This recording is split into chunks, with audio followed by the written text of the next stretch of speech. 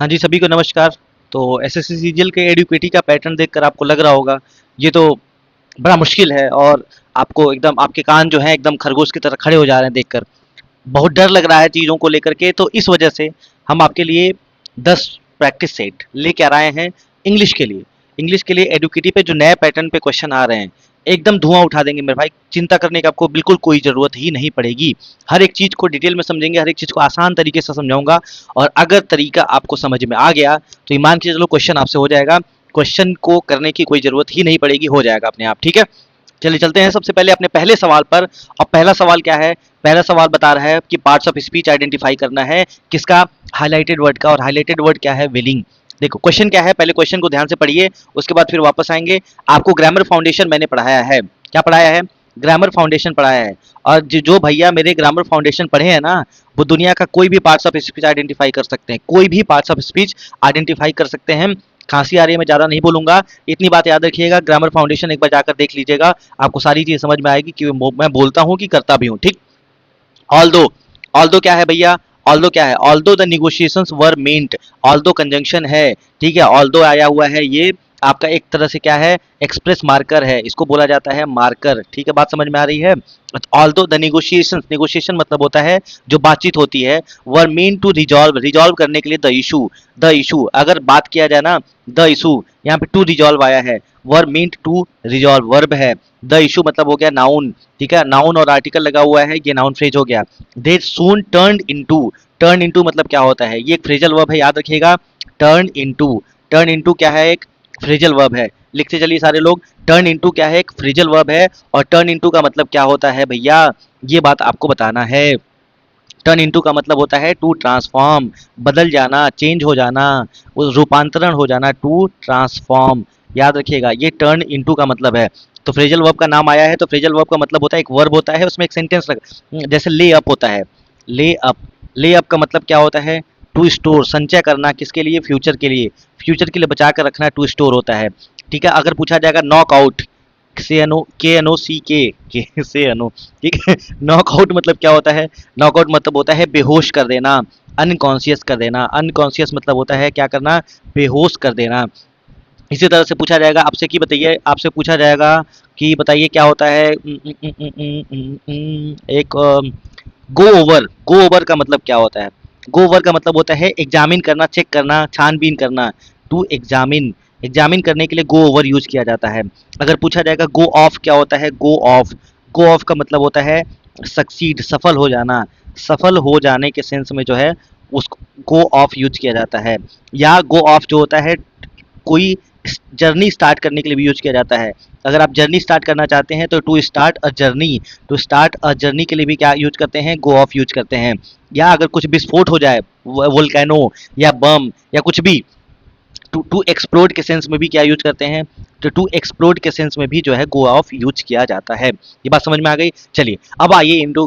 Turn into से हमने सारी चीज याद कर लिया। उसके बाद क्या? अब फ्रैक्शियस डिबेट। फ्रैक्शियस डिबेट, अब देखो डिबेट क्या है? नाउन। डिबेट क्या है? नाउन। और फ्रैक्शियस क्या होता है भैया? नाउन से पहले जब भी लगेगा तो क्या होगा बताओ? नाउन के पहले जब भी लगेगा तो क्या होगा? फ्रैक्शियस, तो एडजेक्टिव होगा। फ्रैक्शियस मतलब होता है क्वेरलसम डिबेट। ऐसा डिबेट था जो खत्म हुआ। क्या हो जाएगा ये? अनरूली। अनरूली। या आपसे पूछा जाएगा झगड़ा वाला, इरिटेबल, जो बहुत ज्यादा दिमाग खराब कर रहा था। एक ऐसा डिबेट जो इरिटेबल था, जिसमें लड़ाइयाँ झगड़ा होता था। ठीक है, क्वेरलसम। इसको बोला जाता है ग्रम्पी, GRUMPY। इसी को बोला जाता है ग्राउची, GROUCHY, ग्राउची। इसी को बोला जाता है क्वेरलसम। जो ऐसा डिबेट जो बहुत झगड़ा वाला था, क्वेरलसम, वो क्या हुआ है? खत्म हुआ है। With neither side. Neither side आया है, neither side willing to compromise. अब यहाँ पे थोड़ा ध्यान से देखिएगा, नाइदर आया है किसके लिए? नाइदर नॉर नहीं है, नाइदर है। तो साइड क्या है? नाउन। साइड क्या होता है? नाउन, किसी के तरफ नहीं गया। और नाउन के पहले जब आएगा तो ये क्या होगा? एडजेक्टिव। और नाउन के पहले यहाँ पर नाउन जो है ये नाउन को क्वालिफाई कर रहा, willing. Neither side willing, side willing की बात हो रही है। ये बात ध्यान रखिएगा, बात समझ में आ रही है? साइड विलिंग की बात हो रही है, तो यहाँ पर क्या होगा? देखिए, एक चीज ध्यान रखिएगा, मैं आपको एक बात यहाँ बताना चाहता हूँ और इस बात को आप नोट कर लीजिए। नोट कैसे करेंगे? नोट ऐसे करना है कि जब देखो यहाँ पर एक नाउन है, नाउन के पहले यहाँ पर भी जब लगेगा तो कोई एडजेक्टिव लगेगा, और यहाँ पर भी कोई एडजेक्टिव आ सकता है। तो यहाँ इसीलिए यहाँ पर क्या लगा है, नाइदर साइड विलिंग, विलिंग क्या हो जाएगा, एडजेक्टिव हो जाएगा। ठीक है, या आप इसको नाउन भी कंसीडर कर सकते हैं। बात समझ में आ रही है? नाइदर साइड विलिंग को आप ऐसे समझिए, विलिंग, विलिंग क्या हो जाएगा, यहाँ पर देखो दो चीज है, पहला नाउन के पहले भी एडजेक्टिव आ सकता है, नाउन के बाद भी एडजेक्टिव आ सकता है। और अगर आप देखेंगे नाइदर साइड विलिंग, देखिए ये थोड़ा क्वेश्चन ऐसा था इसलिए मैंने लिया है, neither side willing, neither side willing है, तो नाइदर साइड मतलब होता है कि बिना किसी के तरफ से, विलिंग मतलब हो गया नाउन। अब यहाँ पर हम अगर विलिंग को नाउन कर देंगे तो ये एडजेक्टिव फ्रेज हो जाएगा, और ये एडजेक्टिव फ्रेज हो जाएगा तो ये भी क्या हो जाएगा, ये भी एडजेक्टिव, ये भी एडजेक्टिव, यानी ये एडजेक्टिव फ्रेज हो जाएगा। ये बात भी ध्यान रखिएगा। बात समझ में आ रही है? तो यहाँ पर क्या हो जाएगा, विलिंग, विलिंग हमेशा के लिए नाउन हो जाएगा। ये चीज ध्यान रखिएगा। ठीक है भैया, आगे चला जाए, बोलो, क्लियर है बात? अगला सवाल देखिए। अगला सवाल है फिल इन द ब्लैंक्स। इस तरह से क्वेश्चन आ रहे हैं बहुत खतरनाक खतरनाक। तो क्या है, during his lecture on climate change, climate change पर कोई लेक्चर दे रहा था। क्लाइमेट क्या होता है, क्लाइमेट चेंज क्या होता है? अगर पूछा जाएगा क्लाइमेट चेंज क्या होता है तो एक लाइन में कैसे बताएंगे, जो एक्सट्रीम वेदर इवेंट्स होते हैं, एक्सट्रीम वेदर इवेंट्स को क्या बोला जाता है, एक्सट्रीम वेदर इवेंट्स को क्लाइमेट चेंज के नाम से। धुआं उठा दीजिए, धुआं उठा दीजिए सब में। बात समझ में आ रही है? सबको शेयर कर दीजिएगा थोड़ा। ठीक है, पहली बार मैंने बोला यूट्यूब पे शेयर करने के लिए। क्लाइमेट चेंज मतलब प्रोफेसर क्या कर रहे थे, क्लाइमेट चेंज पे लेक्चर दे रहे थे, यूज करते थे रियल लाइफ एग्जांपल, क्या करने के लिए, समझाने के लिए ना, किसका, इंपॉर्टेंस ऑफ इमीडिएट एक्शन। अगर क्लाइमेट चेंज पर, अगर आप क्लाइमेट चेंज हमसे पढ़े हैं ना तो आप बता सकते हैं तुरंत।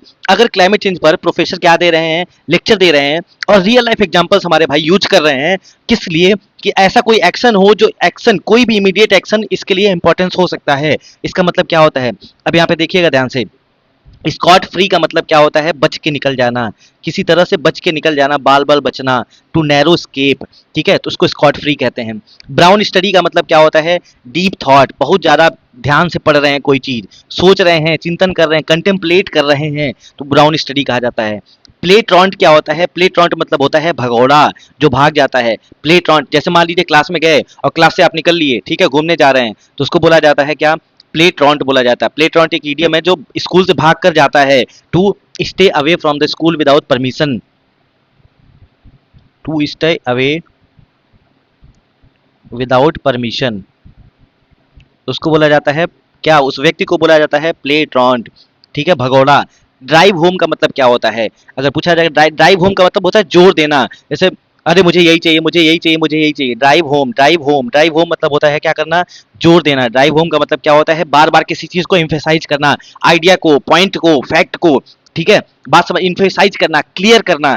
कि भैया बार बार वो रियल लाइफ एग्जांपल दे रहे हैं, बार बार बता रहे हैं इमीडिएट एक्शन करने के लिए, तो इसके लिए आ गया ड्राइव होम। ड्राइव होम का मतलब होता है जोर डालना।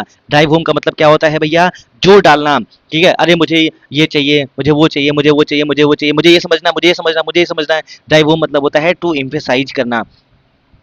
कितना मजेदार सवाल था, मजा आया ना? बताओ, ड्राइव होम का मतलब एम्फेसाइज करना, स्कॉटरी मतलब स्केप करना, ब्राउन स्टडी डीप थॉट होता है, प्लेटॉन भगौड़ा। बात समझ में आ गई? प्रोफेसर ने यूज किया रियल लाइफ एग्जांपल्स, एग्जांपल्स क्या है, नाउन, रियल लाइफ क्या हो जाएगा, adjective, to drive home the importance of, importance of, importance क्या है भैया, नाउन है, उसके बाद क्या आया है, प्रीपोजिशन आया है, और इमीडिएट एक्शन क्या हो जाएगा, नाउन फ्रेज हो जाएगा। इमीडिएट एक्शन क्या हो जाएगा, नाउन फ्रेज। क्यों? क्योंकि एक्शन क्या हो जाएगा, यहाँ पर एक्शन हो जाएगा मेरे भैया नाउन, और इमीडिएट क्या हो जाएगा एडजेक्टिव, तो ये हो जाएगा नाउन फ्रेज। और यहाँ पर इंपॉर्टेंस क्या हो जाएगा, नाउन हो जाएगा, और यहाँ पर बीच में क्या आया है, प्रीपोजिशन आया है। बात खत्म हो गई, चलिए चलते हैं अगले सवाल पर। अगला सवाल देखिए, इनडायरेक्ट स्पीच का सवाल है। क्या करेंगे सर, इनडायरेक्ट स्पीच का जब भी सवाल होगा तो क्या करेंगे, एक तरीका बता देता हूँ जो बहुत सारे टीचर्स भी बताते हैं, आप आरटीओ करिएगा। क्या करिएगा, आरटीओ करिएगा। देखो, सबसे पहले आपको रिपोर्टिंग वर्ब देखना है, रिपोर्टिंग वर्ब देखना है। रिपोर्टिंग वर्ब अगर पास्ट में है, रिपोर्टिंग वर्ब अगर पास्ट में है, तब हमको आरटीओ करना है। आरटीओ का मतलब क्या होता है, रिवर्स थिंकिंग। क्या करना है अभी देखिएगा, reverse thinking, reverse thinking order. ठीक है, रिवर्स थिंकिंग ऑर्डर, आरटीओ करना है। अब देखिए, आइए फटाफट करते हैं आरटीओ। रिवर्स थिंकिंग का मतलब क्या होता है, अब यहाँ पे देखिएगा, रिया जी, रिया जी एग्जाम का सवाल है, ये आपके एग्जाम का सीडीएस का सवाल है। रिया रिमाइंडेड, रिया ने रिमाइंड किया, कौन सा पास्ट टेंस है, ठीक है, हर फ्रेंड, उन्होंने अपने फ्रेंड को रिमाइंड किया। अब यहाँ पे क्या, रिवर्स थिंकिंग ऑर्डर का मतलब होता है, इधर देखिए, इधर पढ़िए, will be cancelled, will be cancelled. अब देखो थोड़ा ध्यान से, will be registration will be cancelled. उसके बाद देखो, और द रजिस्ट्रेशन टुमारो, टुमारो आया है तो नरेशन में टुमारो का क्या होता है, फॉलोइंग डे या नेक्स्ट डे होता है। यहाँ पर कहाँ, ये देखो, will be cancelled registration next day, यानी नेक्स्ट डे यहाँ पर है, नेक्स्ट डे यहाँ पर है। उसके बाद देखो यहाँ पर क्या है, यहाँ पर टुमारो दिया है, यहाँ पर नेक्स्ट डे दिया है, इसका मतलब ऑप्शन नंबर बी नहीं होगा। अभी देखो इतने बड़े बड़े सवाल है ना, समय नहीं लगेगा ज़्यादा, मैं भी बता रहा हूँ इसलिए समय लग रहा है। ठीक है, बहुत बढ़िया। अब आगे देखिए, विल बी कैंसिल हो गया। उसके बाद document to the office by they must bring this, ठीक है, दिस का क्या हो जाएगा, दैट हो जाएगा। तो यहाँ पर भी दैट है, यहाँ पर दिस है, यानी बी ऑप्शन नहीं होगा। यहाँ पर दैट है, यहाँ पर दैट है। अब देखो कोई ऑप्शन एलिमिनेट नहीं हो रहा है, अब ऑप्शन एलिमिनेट नहीं हो रहा। अच्छा एक चीज और देखो ध्यान से, देखिए यहाँ पर दिया है they must bring to the office by tomorrow or the registration will be cancelled, registration will be cancelled. देखो विल बी, विल हमेशा जो होगा वो क्या बन जाएगा, वुड बन जाएगा, वुड बन जाएगा, तो ये भी कैंसिल हो गया। वुड यहाँ पर है, वुड यहाँ पर है, और वुड यहाँ पर है, यानी दो ऑप्शन गए, दो ऑप्शन गए, यानी बचेगा क्या, बचेगा हमारे पास ए या बचेगा हमारे पास सी। मैं आपको बता रहा हूँ कैसे करना है। उसके बाद आगे बढ़ेंगे तो यहाँ पर देखेंगे दे मस्ट ब्रिंग। अब मस्ट का क्या कॉन्सेप्ट है, मस्ट का कॉन्सेप्ट ये होता है, मस्ट अगर बात प्रेजेंट की कर रहा होगा तो, अगर बात प्रेजेंट की कर रहा होता है तो वो हमेशा हैड टू में बदल जाता है, हैड टू में बदल जाता है। बात अगर पास्ट की कर रहा होता है तो वो हमेशा मस्ट रहता है, ठीक है। और अगर बात बात फ्यूचर की कर रहा होता है तो वो हमेशा फ्यूचर, फ्यूचर की कर रहा होता है तो वुड हैव में बदल जाता है, वुड हैव टू में बदल जाता है। ये चीज ध्यान रखिएगा, ठीक है। यानी कह रहा है they must bring this document to the office by tomorrow, यानी कल के लिए वो लाएंगे, ठीक है, आज लाने चाहिए। मस्ट, मस्ट मतलब अभी प्रेजेंट की बात हो रही है, टुमारो मतलब कल, प्रेजेंट, प्रेजेंट की बात हो रही है। रिया ने रिमाइंड किया कि वो कल लेके जाएंगे, ठीक। अब यहाँ पर क्या होगा, इस बात को ध्यान से समझिएगा, यहाँ पर क्या हो जाएगा, तो रिया ने रिमाइंड किया है और ये बात प्रेजेंट की हो रही है, तो प्रेजेंट की होगी तो यहाँ पे हैड टू लगेगा, हैड टू लगेगा, मस्ट लगेगा। और ये जब गलत हो गया, मस्ट यहाँ पर भी हैड टू है और ये भी गलत हो गया, तो बचा है क्या, option number C correct answer है। जय हिंद जय भारत, काम खत्म। यानी ऑप्शन नंबर ए भी नहीं होगा। क्लियर हो गई। तो आरटीओ जब उल्टा पढ़ेंगे, जब आप उल्टा पढ़ना शुरू करेंगे ना, और जहां जहां कैंसिल हो रहा है एलिमिनेट करते चले जाइए, एक आंसर, एक ऑप्शन ऐसा आएगा जो वही हो जाएगा, चेक करने की जरूरत भी नहीं है, ठीक है। तो कभी भी नरेशन को कैसे करना है, कभी भी नरेशन को हमेशा आरटीओ यानी रिवर्स थिंकिंग ऑर्डर से करना है। इस पे और भी हम क्वेश्चन आपसे कराते रहेंगे, ठीक है। आगे चलिए, अगला सवाल देखिए, फिल इन द ब्लैंक्स पे सवाल आया है। फिल इन द ब्लैंक्स में सवाल है, बड़ा शानदार वर्ड है रिपग्नेंस। और देखो इसको करने का तरीका अभी 2 मिनट में खत्म हो जाएगा सारा। रिपग्नेंस, द सिटीजन ने एक्सप्रेस किया अपना रिपग्नेंस, कुछ तो किया होगा ऑफ करप्शन। करप्शन जब आया है तो बात यहाँ पर कौन सी चल रही होगी, नेगेटिव की चल रही होगी। By demanding strict action against the officials, यानी ऑफिसर्स के लिए क्या करिए, ऑफिशियल्स, ऑफिशियल्स का मतलब क्या होता है, ऑफिशियल्स का मतलब क्या होता है, होल्ड करिएगा 1 मिनट, फोन आ रहा है।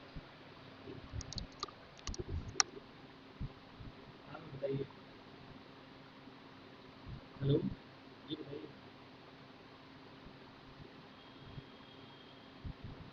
सब हटा दीजिए थोड़ा। हाँ, नहीं नहीं कुछ नहीं।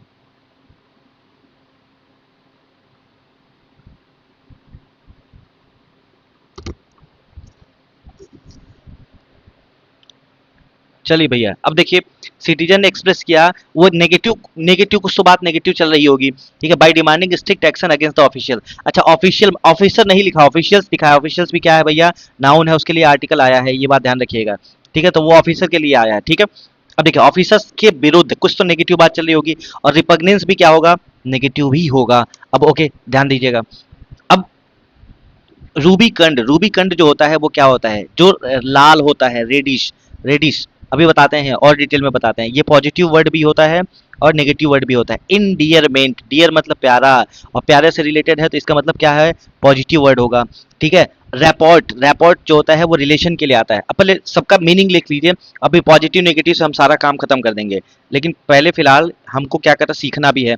रैपोर्ट का मतलब क्या होता है, रैपोर्ट का मतलब होता है जो सौहार्द होता है, घनिष्ठता होता है, एक फ्रेंडली रिलेशन होता है ना, उसको रैपोर्ट कहा जाता है, ठीक है, फ्रेंडली रिलेशन। अब थोड़ा ध्यान दीजिएगा, फ्रेंडली रिलेशन अगर हमारा किसी से है, इसका मतलब वो मामला पॉजिटिव चल रहा है, यानी ये भी पॉजिटिव हो गया। अच्छा ठीक है, इंडियरमेंट भी क्या हो गया, पॉजिटिव हो गया।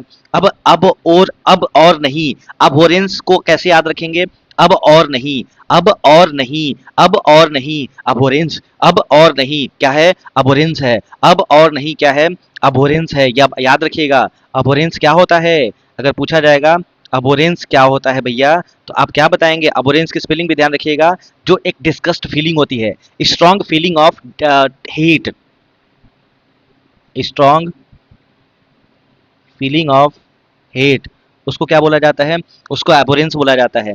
यानी देखो अब रूबिकंड क्या होता है, रूबिकंड को भी समझ लीजिए। रूबिकंड, रूबिकंड क्या होता है अगर पूछा जाएगा तो रूबिकंड का मतलब होता है जो कॉम्प्लेक्शन होता है, जो लाल होता है ना, लाल, उसको बोला जाता है। ये भी पॉजिटिव वर्ड हो गया, ठीक है। ये नेगेटिव वर्ड हो गया, और नेगेटिव हमको खोजना चाहिए था, ऑप्शन नंबर भी करेक्ट करेक्ट आंसर है। पॉजिटिव नेगेटिव से हमारा काम हो जाएगा।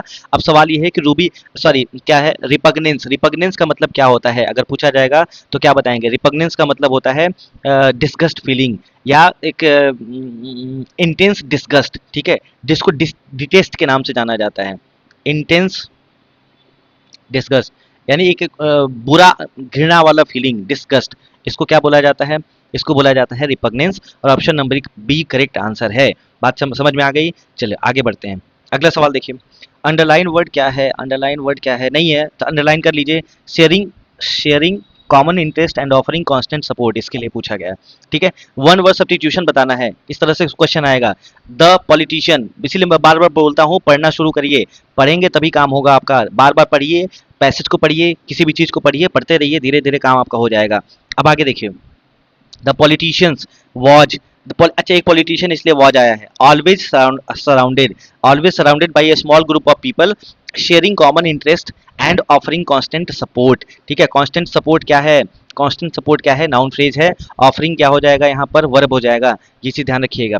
अब देखिए इसको कैसे करेंगे। देखो रूज क्या होता है, रूज, रूज जो होता है, अब यहाँ पे एक पॉलिटिशियन ने सराउंड किया है a small group of people, जो पॉजिटिव वर्ड है, कुछ तो बात पॉजिटिव हो रही होगी, उसके साथ रहते होंगे लोग।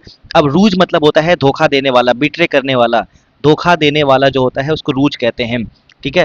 अब देखिए फ्लैग क्या होता है, फ्लैग जो होता है ऑपोजिशन होता है, जो दूसरी तरफ होता है, जो हमारे पक्ष में नहीं होता, ऑपोजिशन होता है।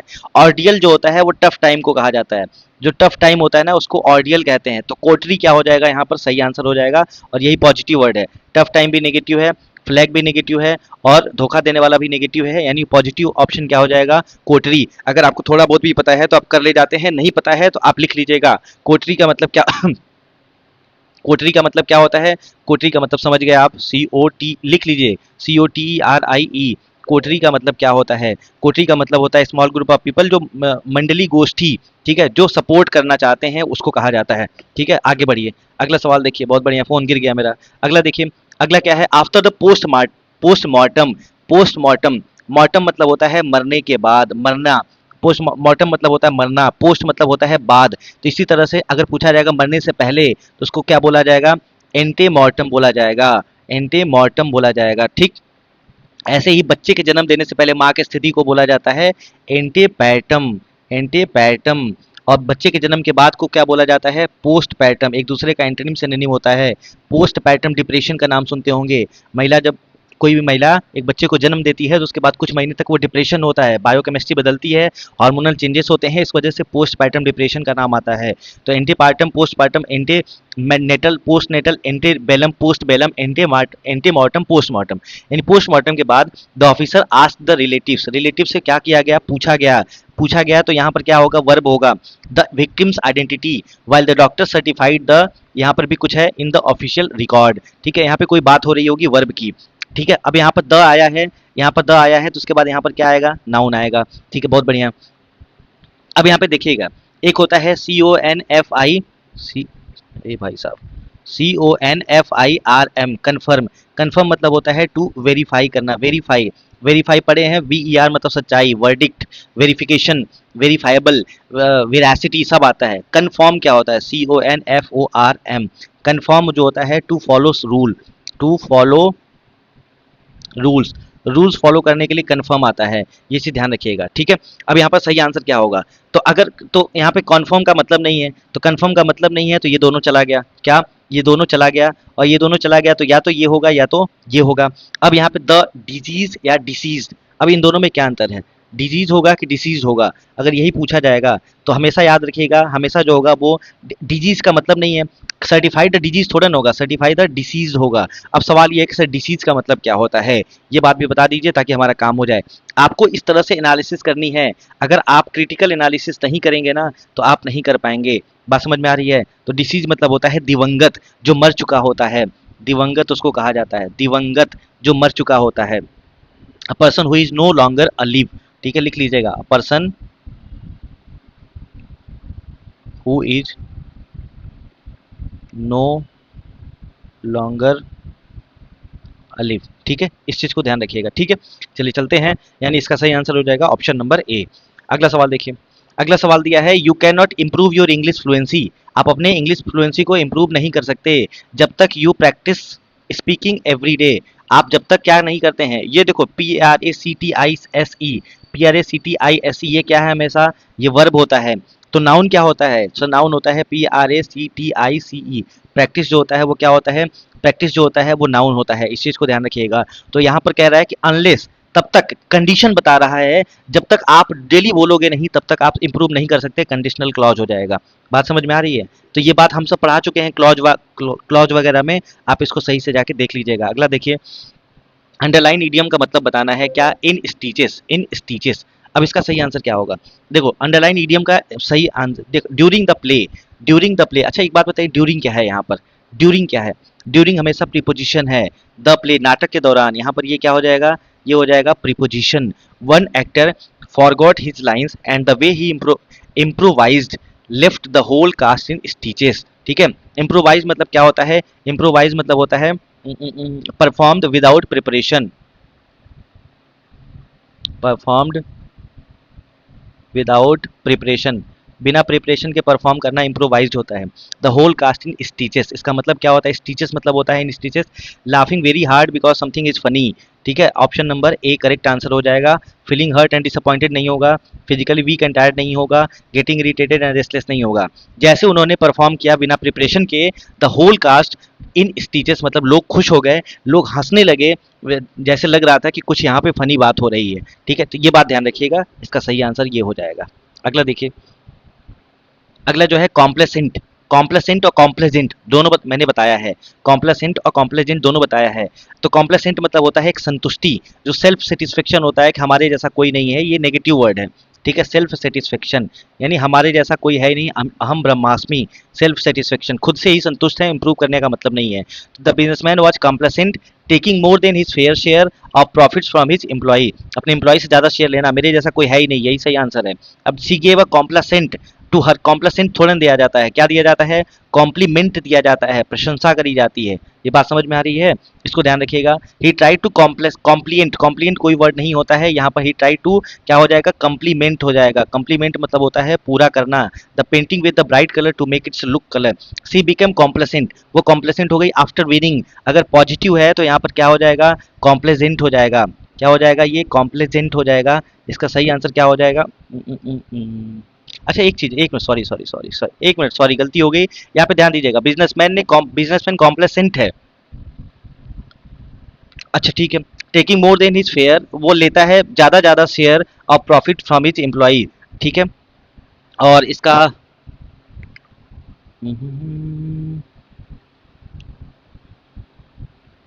सी become complacent after winning,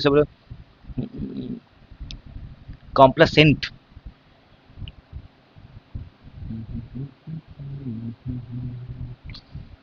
select the correct option, stop putting effort.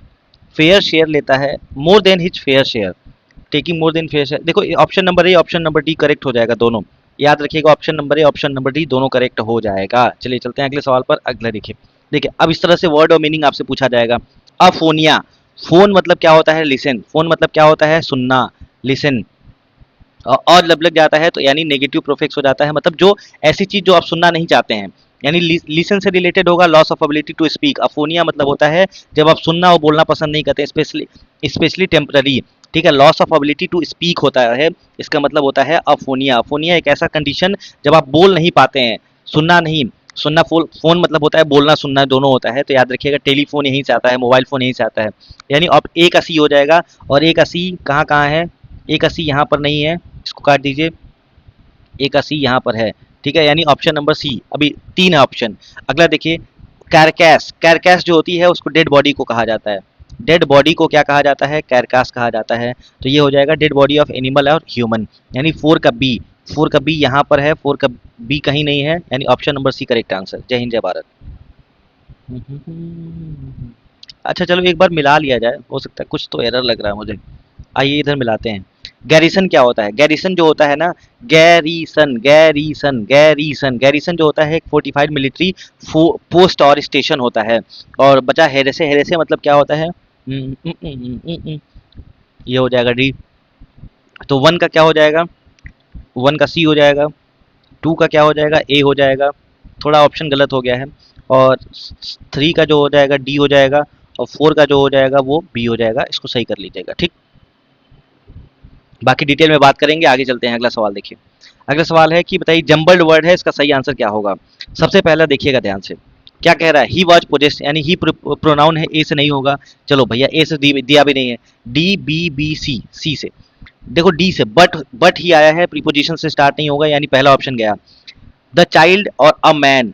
The child मतलब निश्चित है चाइल्ड, चाइल्ड के बारे में बात हो रही है, चाइल्ड के बारे में बात, यानी पहले से कहीं हुआ होगा, यानी डी भी नहीं होगा, बात खत्म हो गया। या तो बी होगा या तो क्या होगा? सी होगा। अब देखिए बी से स्टार्ट करिए। A man stood holding a pole with yellow red green and purple balloons flying from it. उसके बाद देखिए the child was simply carried away by the rainbow glory of their silken colours. किसका silken? Their. Their किसके लिए आया है? Balloon के लिए आया है, यानी बी के बाद हमेशा सी मैंडेटरी पेयर बनेगा। उसके बाद चाइल्ड के बारे में आया ही, यानी उसके बाद आएगा ए। तो B C A D, option number C correct answer है। देख रहे हैं, एकदम आसान है, फिर से समझिए, मैं बता देता हूं आपको। सबसे पहले सबसे पहले अ मैन स्टूड, वो खड़ा हुआ बलून को लेकर और उड़ा रहा था। चाइल्ड ने देखा किसको? उसके सिल्कन कलर को, यानी बैलून के अलग अलग कलर्स को देखा। अब यही चाइल्ड ही वॉज पोजेस्ट, वो हो गया कि बोला कि हमको चाहिए चाहिए चाहिए, यानी यहाँ पर ड्राइव अवे वाला बात हो गया। ये चाइल्ड के लिए आया है, सी के साथ हमेशा ए आएगा और सी के साथ हमेशा ए आएगा। Option number C correct answer है। कुछ पढ़ने की जरूरत ही नहीं है। चलिए चलते हैं अगला सवाल पर। अगला सवाल देखिए, पैसिव वॉइस में चेंज करना है। पैसिव वॉइस में जब भी चेंज किया जाता है तो सबसे पहले क्या देखना पड़ता है? सबसे पहले वर्ब काउंट चेक करिए, वर्ब काउंट कितने हैं, वर्ब कितने हैं। तो वर्ब देखिए, सबसे पहला डिस्कवर्ड, पहला वर्ब, ठीक है। दूसरा क्या है आपके पास? रेगुलेट, रेगुलेट ये हो गया दूसरा वर्ब। उसके बाद क्या है? Blood flow, they will present, present हो गया ये तीसरा वर्ब। चौथा नहीं है, कोई वर्ब नहीं, ठीक है, बहुत बढ़िया। अब देखिए, अब भी कभी भी आपको ये चीज देखना होगा, वर्ब काउंट आपने देख लिया, वर्ब काउंट देख लिया, तो अब देखिए, अब यहाँ पर क्या है? अ न्यू प्रोटीन, अ न्यू प्रोटीन क्या है? ऑब्जेक्ट है। अ न्यू प्रोटीन ऑब्जेक्ट है। अ न्यू प्रोटीन है तो साइंटिस्ट ने हैव, साइंटिस्ट के साथ आया हैव। अब देखिए, अ new protein that regulates blood flow, blood flow, ठीक है। अ न्यू प्रोटीन्स यहाँ से शुरू होगा, that regulates the blood flow, ये बात हो गई। अ new protein that regulates the blood flow. अब आगे देखिए, that regulates the blood flow, that regulates the blood flow, कोई दिक्कत वाली बात नहीं है, बहुत अच्छी बात है। अब यहाँ पर has been discovered by the scientist, has been discovered, have discovered है तो has been discovered. A new protein that regulates the blood flow has been discovered होगा, हैज बीन डिस्कवर्ड होगा, हैव बीन डिस्कवर्ड यानी नहीं होगा, has been discovered होगा, has been discovered होगा, बहुत अच्छी बात है, यानी ऑप्शन नंबर एक गया हमारा। उसके बाद देखिए, and they will present, they will present है तो विल के साथ हमेशा विल वाला कहाँ चला जाता है? वुड में चला जाता है। सॉरी, वुड में चला जाए नहीं, विल बी प्रेजेंटेड हो जाएगा, विल बी प्रेजेंटेड हो जाएगा, वुड बी प्रेजेंटेड नहीं होगा, ऑप्शन नंबर ए गया। उसके बाद क्या नहीं होगा? अच्छा चलिए, उसके बाद देखिए सी वाला, देखिए सी वाला है new protein that regular has been, will be, यानी सी भी नहीं होगा, option number D correct answer है। खत्म, पैसिव वॉइस खत्म, वर्ब काउंट देखा और काम खत्म हो गया। अगला देखिए, अगला जो है क्या कह रहा है? Parts of sentence have been given as option, select the option that contains an error. Sorry, ये थोड़ा हटा दीजिएगा। चलिए एरर बताना है, सॉरी कोई दिक्कत नहीं है, एरर बताना है, कोई दिक्कत वाली बात नहीं है। अब बताइए, ये है सेंटेंस, इसमें एरर बताना है। देखिए, out of the four contenders for the national debating championship Arjun is superior. Superior के साथ हमेशा क्या लगेगा? टू लगेगा। सुपीरियर के साथ हमेशा क्या लगता है? टू। जब आयु आ रहा है तो हमेशा टू लगता है, यानी देन नहीं आएगा। और देन कहाँ पर है? देन कहाँ पर है? देन कहाँ पर है? ये ऑप्शन नंबर भी करेक्ट आंसर हो जाएगा। सुपीरियर हो, इन्फीरियर हो, कुछ भी हो, सुपीरियर हो, इन्फीरियर हो, इन सब के लिए क्या लगता है? इन सब के साथ हमेशा जो है टू लगता है, ये बात ध्यान रखिएगा, देन नहीं लगता है। अगले सवाल पे, यहाँ पे देखिए इलोक्वेंट आया है। इलोक्वेंट मतलब क्या होता है? इलोक्वेंट, इलोक्वेंट मतलब होता है कन्विंसिंग, कन्विंसिंग स्पीकर, यानी जो बात वो करता है वो सबके लिए अच्छी बात होती है। कन्विंसिंग स्पीकर के को क्या बोला जाता है? इलोक्वेंट बोला जाता है। लोका वर्ड आता है, लोका मतलब होता है बोलना, यहीं से बनता है लोकेसियस, जो फालतू बात करता है उसको लोकेसियस कहा जाता है, ठीक है, लोकेसियस। यहीं से बनता है लोका, लोका मतलब होता है बोलना, कहाँ पर बोलना? सोने में बोलना, सोमना लोक्विस्ट, सोमना लोक्विस्ट होता है, मतलब जो सोने में बोलता है। इसको स्पेलिंग ध्यान से लिख लीजिएगा, S O M N A, S O M N A LOQUIST, somnoloquist मतलब होता है जो सोने में बोलता है। चलिए अगला सवाल देखिए। अगला सवाल है कहाँ पर स्पेलिंग एरर है? स्पेलिंग एरर कहाँ पर है? फटाफट आंसर दे दीजिए। बताइए। देखो, मुझे तुरंत समझ में आ गया, मिस्चीवियस। मिस्चीवियस की स्पेलिंग सही है, हमने करी है। बिहाइंड भी सही है, कर्टेन भी सही है, अवॉइड पनिशमेंट भी सही है, बेनिफिशिएंट भी सही है, king donated generously to the poor and needy सही है। साइंटिस्ट ने पब्लिश किया paper on the weird, WIERD होता है। क्या होता है? WEIRD होता है। बात समझ में आ रही है? WEIRD। वियर्ड मतलब होता है स्ट्रेंज, अजीब, स्ट्रेंज होता है। उसी को बोला जाता है अनयूजुअल, जो यूजुअल नहीं है, एब नॉर्मल है। इसी को बोला जाता है इसेंट्रिक। इसेंट्रिक की स्पेलिंग बार बार पूछी गई है, ECCENTRIC, option number C correct answer है। अगला सवाल देखिए। अगला सवाल क्या है? एलेक्रिटस। करेक्ट एंटोनिम बताना है किसका? एलेक्रिटस का। एलेक्रिटस का करेक्ट एंटोनिम बताना है। अब यहाँ पे देखिएगा, यहाँ पर ध्यान से देखिएगा। While the spry old man, spry मतलब क्या होता है? स्प्राई मतलब होता है वेरी एक्टिव, वेरी एक्टिव। बूढ़ा है उसके बाद भी क्या है? बहुत एक्टिव है, ओल्ड मैन। जबकि वो spry old man amazed everyone, सबको खुश कर दे रहा था, पैसिव वॉइस में चल रहा है। With his agile movement, agile मतलब होता है क्या? फ्लेक्सिबल। फ्लेक्सिबल मूवमेंट की वजह से वो सबको क्या कर रहा था? खुश कर दे रहा था। During the morning yoga session his indolent grandson, indolent मतलब क्या होता है भैया? आलसी, ठीक है, लेजी। उसका ग्रैंडसन कैसा था? वो इंडोलेंट था। Prefer to stay in bed, वो बेड पर रहना पसंद करता था। इग्नोरिंग द ब्रिस्क वॉक, जो धीरे धीरे वॉक करते हैं लोग, टहलते हैं, जॉगिंग करते हैं, वो पसंद नहीं करता था। The rest of the family enjoy, और उनकी पूरी फैमिली इंजॉय करती थी। तो बताइए इसका सही आंसर क्या होगा? एलेक्ट्रिटस। एलेक्ट्रिटस का मतलब होता है क्या? एलेक्ट्रिटस का मतलब होता है आलसी। एलेक्ट्रिटस का मतलब क्या होता है? आलसी। तो यहाँ पर हो जाएगा इंडोलेंट। अच्छा, एलेक्ट्रिटस का एंटोनिम बताना है। एलेक्ट्रिटस जो होता है वो क्विक होता है, क्विक, एक्टिव, स्प्राई। तो इस तरह से इंडोलेंट हो जाएगा। देखो, स्प्राई भी पॉजिटिव हो गया, एजाइल भी पॉजिटिव हो गया, ब्रिस्क भी पॉजिटिव हो गया। तो नेगेटिव एक ही है, इंडोलेंट, यानी ऑड वन आउट से भी क्वेश्चन को आप कर सकते थे। ब्रिस्क मतलब होता है क्विक वॉक, जो तेजी से किया जाता है। ब्रिस्क मतलब होता है क्विक। तो एलेक्ट्रिटस भी याद रखिएगा, बहुत अच्छा वर्ड है। अगले सवाल पे चलते हैं। अगला सवाल देखिए। अगला सवाल क्या है? When I called the office yesterday, I forgot to, मैं भूल गया था क्या करना? बताना। I forget to ask about, ठीक है, हम बताना भूल गए थे, पूछना भूल गए थे। देखो सी, यहाँ याद रखिएगा, कम अबाउट टू हैपन मतलब होता है घटित होना। गो अबाउट का मतलब होता है to start, to start and continue, कोई चीज़ कंटिन्यू करना, स्टार्ट करना, कंटिन्यू। ठीक है। सी अबाउट मतलब होता है ऑर्गेनाइज करना, किसी चीज़ को जो है ऑर्गेनाइज करना, उसको बोला जाता है। आस्क अबाउट मतलब होता है पूछना, the status of my application. मैं जब कॉल ऑफिस से निकला, I call the office yesterday, जब बुलाया गया था तो मैं अपने एप्लीकेशन स्टेटस को पूछना भूल गया था। आस्क अबाउट हो जाएगा, बहुत आसान है, ये दोनों बात लिख लीजिएगा। ठीक है। कम अबाउट मतलब होने वाला है, कम अबाउट मतलब होता है होने वाला। अगला सवाल देखिए। एरर बताना है, किसमें एरर बताना है? हम्म इसमें एरर बताना है, जल्दी बताइए क्या होगा। देखिए, पढ़िए इसको। During the parliamentary debate, during क्या हो गया? प्रीपोजिशन हो गया। ड्यूरिंग क्या हो गया भैया? प्रीपोजिशन हो गया।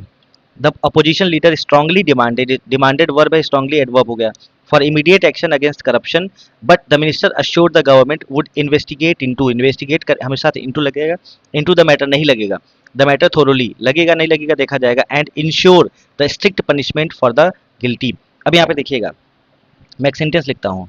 आई wrote a letter, he slept the roof. अब देखो, एक ट्रांजिटिव वर्ब है, आई रोट, मैंने क्या लिखा, ट्रांजिटिव वर्ब है।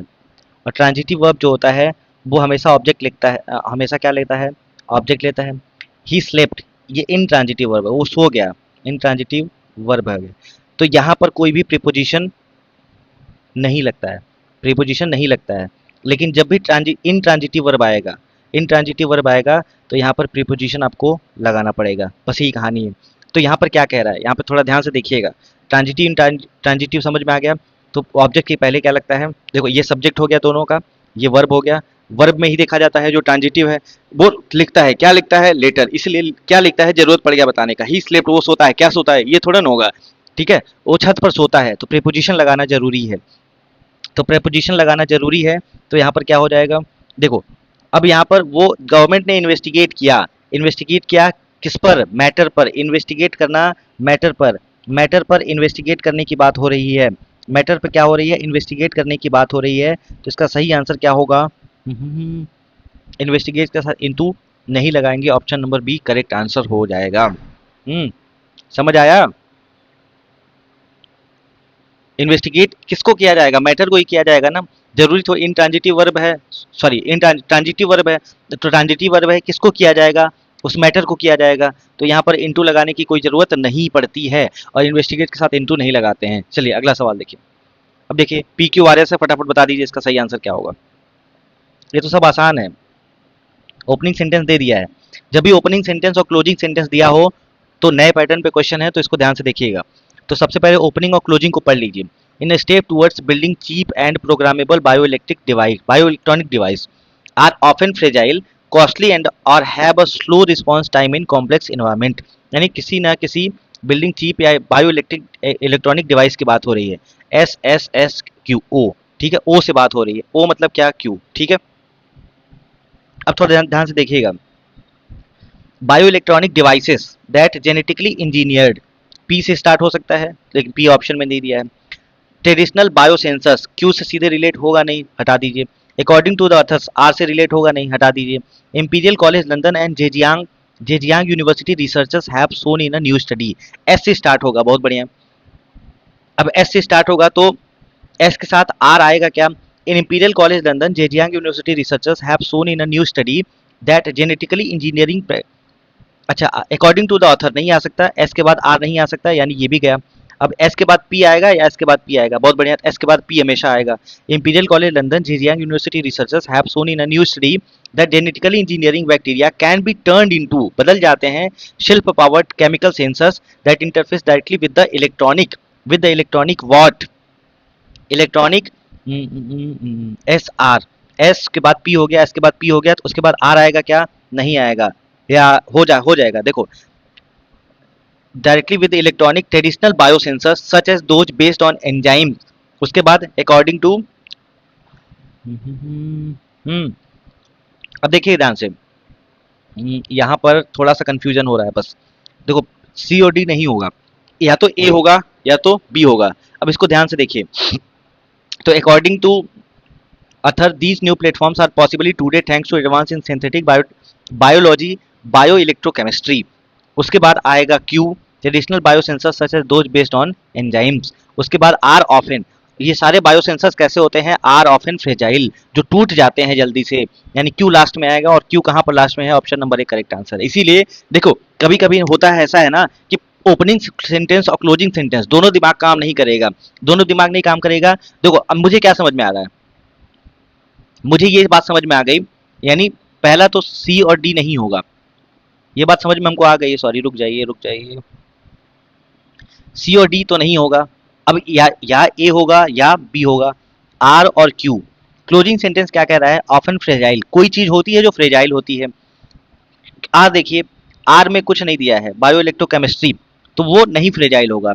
आर ऑफन है, यानी पहले प्लूरल बात हो रही होगी, तो प्लूरल कहाँ पर बात हो रही है, बायोइलेक्ट्रिक इलेक्ट्रॉनिक डिवाइस की बात हो रही है। उसके बाद based on enzymes, traditional biosensor जो बेस्ड होते हैं एंजाइम्स पर, यानी क्यू लास्ट में होगा, ऑप्शन नंबर एक करेक्ट आंसर है। बात खत्म। जैसे ही आपने देखा उसका 1 मिनट भी नहीं लगता आंसर देके चले जाते। इस तरह से अब प्रैक्टिस जो नहीं करेगा, 400-500 सवाल की प्रैक्टिस आप नहीं करके जाएंगे तो बेड़ा गर्क हो जाएगा फिर आपका। ऑप्शन नंबर एक करेक्ट आंसर है।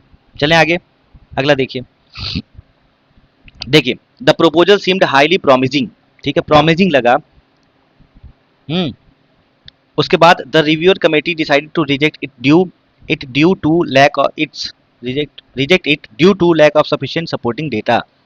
बहुत अच्छा लगा, लेकिन उसके बाद भी रिजेक्ट कर दिया गया, और जब रिजेक्ट करने की बात आई है तो यहाँ पे सही आंसर क्या होगा, बट होगा। क्यों, क्योंकि देखो बहुत अच्छा लगा लेकिन फिर कॉन्ट्रडिक्शन है, रिव्यू कमेटी ने फिर भी क्या कर दिया, उसको डेटा को डिलीट कर दिया, हटा दिया।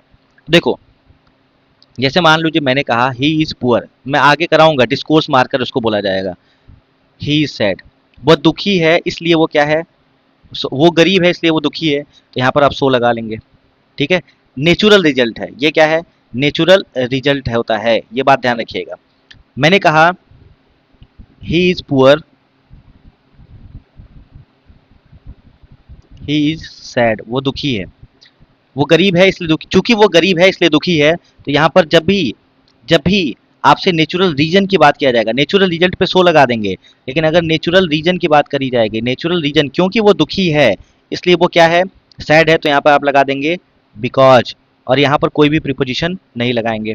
उसके बाद कहा जाए he is rich, he is rich, he is sad, वो अमीर है लेकिन क्या है, दुखी है।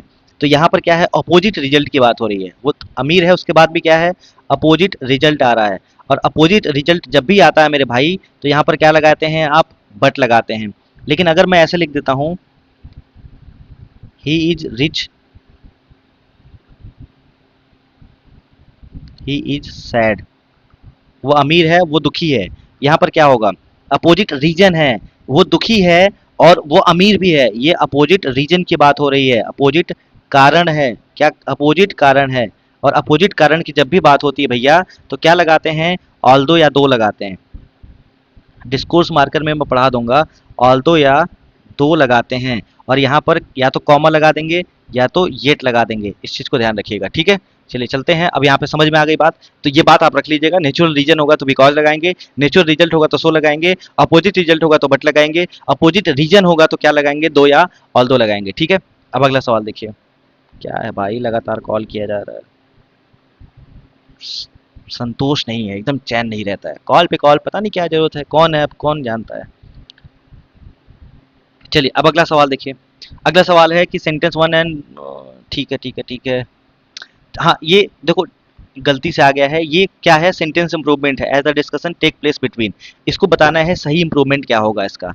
देखिए, the senior management could not finalise the budget for the upcoming quarter, ठीक है, उन्होंने नहीं किया बजट को फाइनलाइज, क्यों, क्योंकि द डिस्कशन टेक्स प्लेस। अब यहाँ पर जो है, all four department heads and both the finance and marketing heads were unable to agree on the allocation। अब यहाँ पर वर आया है, अब वर जब भी आएगा तो ये मामला कहाँ पर चलेगा, पास्ट में चलेगा, पास्ट में चलेगा तो टेक प्लेस वाला मामला गया, ऑप्शन नंबर ए गया, ऑप्शन नंबर बी या ऑप्शन नंबर सी होगा। अब देखिए, प्लेस बिटवीन, बिटवीन जब आएगा तो उसके बाद हमेशा क्या लगेगा, उसके बाद देखिए यहाँ पर ध्यान से देखिएगा, यहाँ पर लिखा है फोर डिपार्टमेंट, क्या लिखा हुआ है, फोर डिपार्टमेंट है, हेड है, और बोथ द फाइनेंस और मार्केटिंग, यानी बहुत सारे लोग हैं, और जब बात बहुत सारे लोगों की आती है तो हमेशा अमंग लगाते हैं, option number C correct answer है, काम खत्म हो गया, ऑप्शन नंबर सी के साथ करेक्ट आंसर, काम खत्म। अगला देखिए, अगला सवाल है, देखिए अब आ गया है क्या, पैसेज, एक सवाल छूटा है क्या, हाँ ये देखिए, ये सवाल पहले देखो, identify the type of highlighted phrase in the sentence, क्या दिया है, the escalating preoccupation of the adolescent, जो 18 साल से ऊपर है, with the mobile phone is emerging as a serious social concern, ठीक है, एस्केलेटिंग जो परेशान करने वाला है, प्री ऑक्यूपेशन, प्री ऑक्यूपेशन, आप इसका मीनिंग देखिएगा, प्री ऑक्यूपेशन का मतलब क्या होता है, of adolescent with mobile phones, emerging as a, is emerging, अब ये देखो ये क्या है, यहाँ पर वर्ब लगा है, यानी इसका मतलब ये पूरा नाउन फ्रेज का काम कर रहा है, और ये नाउन फ्रेज का काम कर रहा है तो ये किसका काम करेगा, बताओ, इज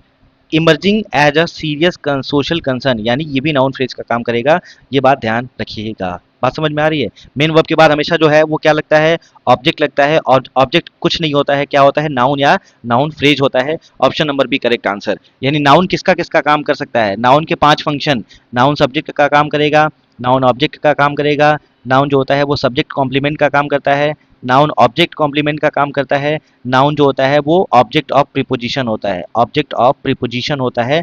नहीं पता है तो ग्रामर फाउंडेशन इसी प्लेलिस्ट में पड़ी हुई है, जाकर देख लीजिएगा, इसी चैनल पर पड़ा हुआ है, ठीक है। आगे चलिए, अब ये देखिए थोड़ा, कहाँ गया, हाँ ठीक है, अब पैसेज को देखिए ध्यान से, पैसेज को ध्यान से पढ़िएगा, पैसेज को ध्यान से पढ़िए।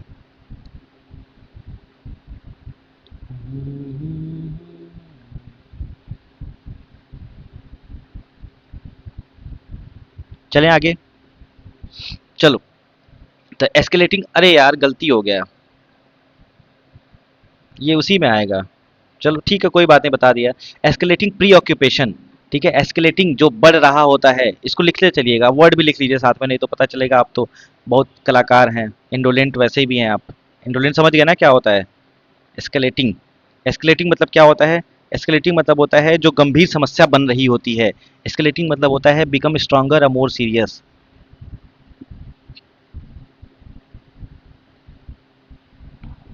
मोर serious, adolescent mobile phone is emerging as a serious, social concern as it gradually, देखिए कभी भी आरसी करना होगा, पैसेज पढ़ना होगा, तो आज के बाद कोई क्वेश्चन पहले नहीं पड़ेगा। क्वेश्चन पढ़ के आज पहले होता था, 5 साल पहले सॉल्व होता था, अब समय बदल चुका है।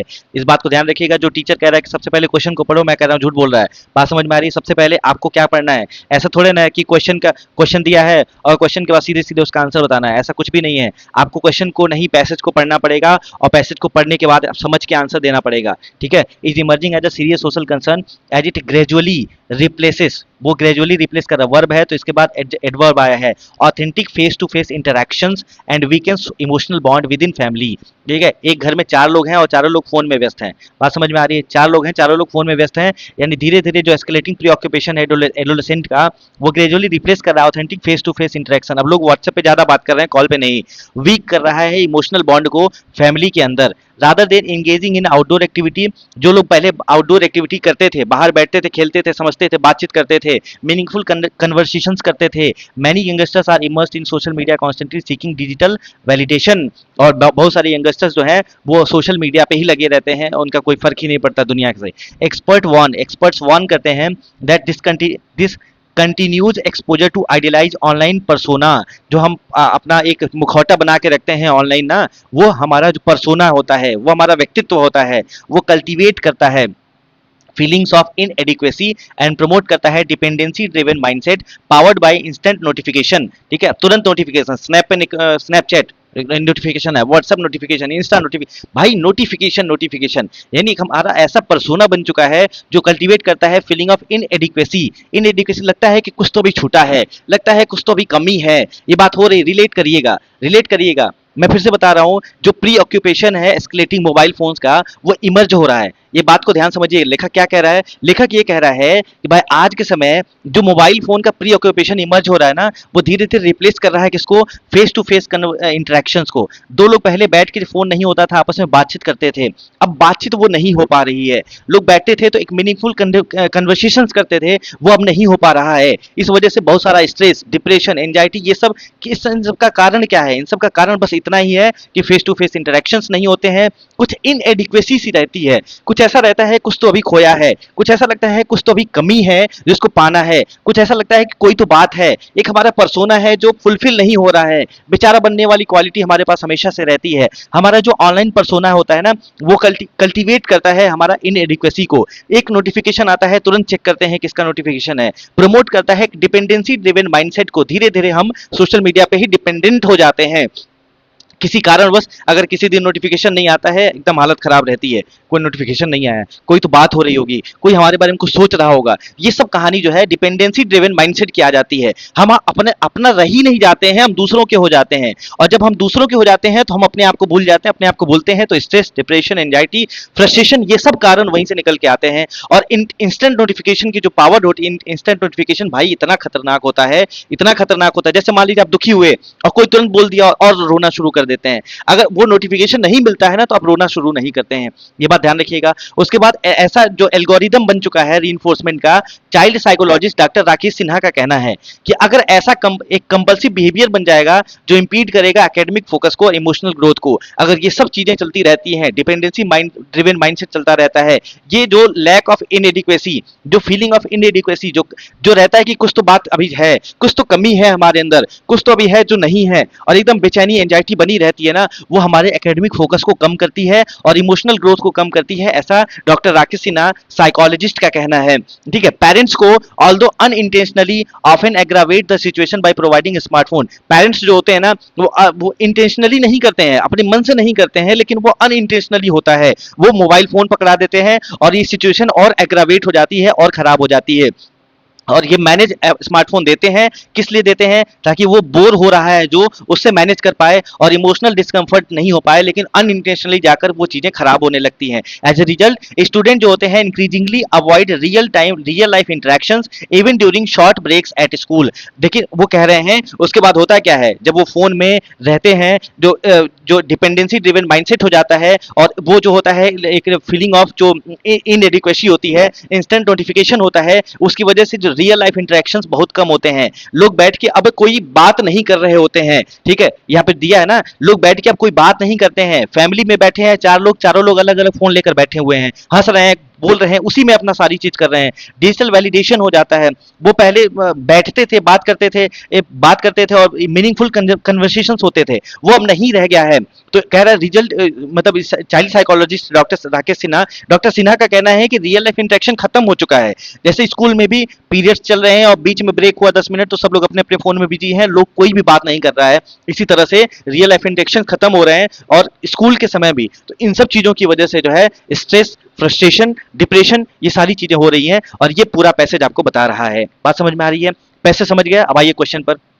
ये चीज हो चुका है। अगला देखिए, व्हाट कैन बी इन्फर्ड, क्या समझ में आ रहा है from the passage about the role of parents in the excessive use of mobile phone by adolescent. तो कह रहा है कि पेरेंट्स अनविलिंगली अनविलिंगली इनएडवर्टेंटली जो है वो चाहते तो नहीं है लेकिन फिर भी क्या हो रहा है, चाहते तो नहीं है फिर भी हो रहा है। Dependency by using smartphone as a convenient means to elevate their children's का डिस्कम्फर्ट। वो चाहते नहीं है गलत हो हमारे बच्चों के साथ, लेकिन फिर भी हो रहा है। ठीक है, इस चीज को ध्यान रखिए, कॉन्शियसली होगा नहीं, नो सिग्निफिकेंट ऐसा कुछ नहीं है, पेरेंट डिलिबरेटली कल्टीवेट ऐसा कुछ भी नहीं है। Option number B correct answer.